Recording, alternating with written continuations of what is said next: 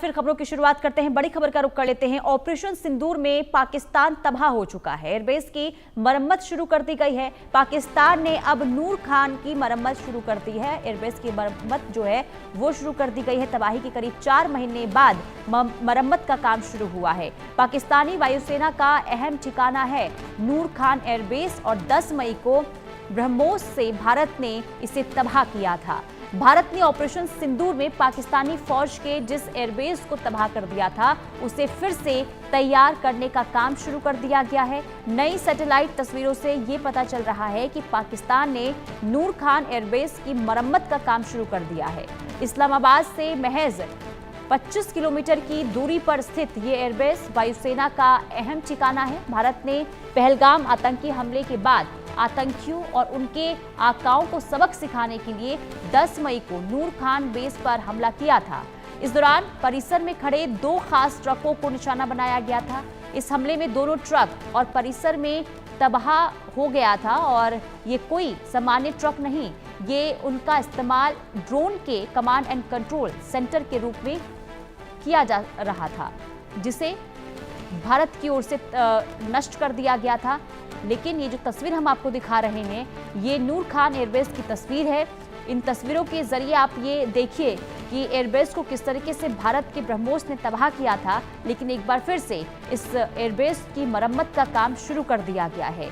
पाकिस्तान का एक अहम जगह इसे नूर खान एयरबेस माना जाता है और यही वजह है कि 4 महीने ऑपरेशन सिंदूर के 4 महीने के बाद पाकिस्तान ने एक बार फिर से नूर खान एयरबेस की मरम्मत का काम शुरू कर दिया है। आरजू सेठ हमारी संवाददाता तमाम जानकारी के साथ लाइव जुड़ चुकी हैं। आरजू, ऑपरेशन सिंदूर के 4 महीने के बाद नूर खान एयरबेस की मरम्मत का काम शुरू हो गया है, क्या है इसे लेकर जानकारी?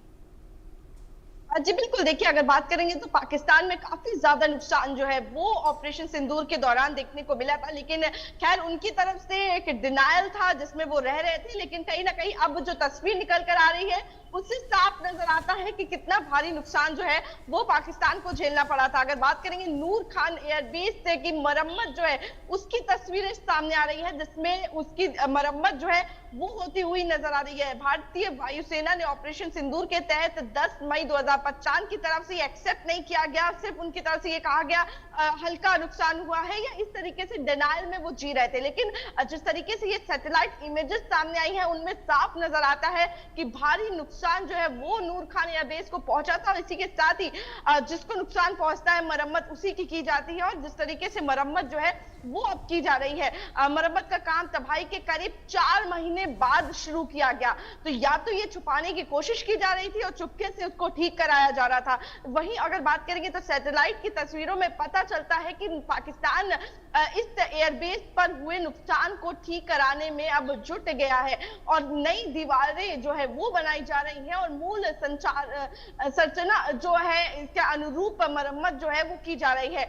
ऑपरेशन सिंदूर के दौरान अगर हम बात करें तो पाकिस्तान के कई ऐसे ठिकानों को नष्ट किया था भारत ने और मुंह तोड़ जवाब जो है वो पहलगाम अटैक का दिया था। भारतीय वायुसेना ने ब्रह्मोस मिसाइल से नूर खान एयरबेस पर हमला किया था और अब जो सैटेलाइट इमेजेस सामने आ रही हैं उनमें साफ तौर पर देखा जाता है किस तरीके से मरम्मत जो है वो उस एयरबेस की अब कराई जा रही है। और अगर एयरबेस की बात करेंगे तो इस्लामाबाद के करीब ये नूर खान एयरबेस जो है वो बना हुआ है, यानी कि ये दर्शाता है कितना महत्वपूर्ण ये एरिया जो है वो पाकिस्तान के लिए होता है और उसके बावजूद भारत ने वहां पर घुसकर अटैक जो है वो किया था। जी बिल्कुल आरजू, और देखिए पाकिस्तान डिनायल मोड पर शुरुआत से ही रहा है ताकि इंटरनेशनल मंच पर उसकी किरकिरी ना हो, लेकिन तस्वीरें जो लगातार सामने आई थी ऑपरेशन सिंदूर के दौरान इससे साफ पता चल रहा था कि जख्म भारत ने दिया है पाकिस्तान को।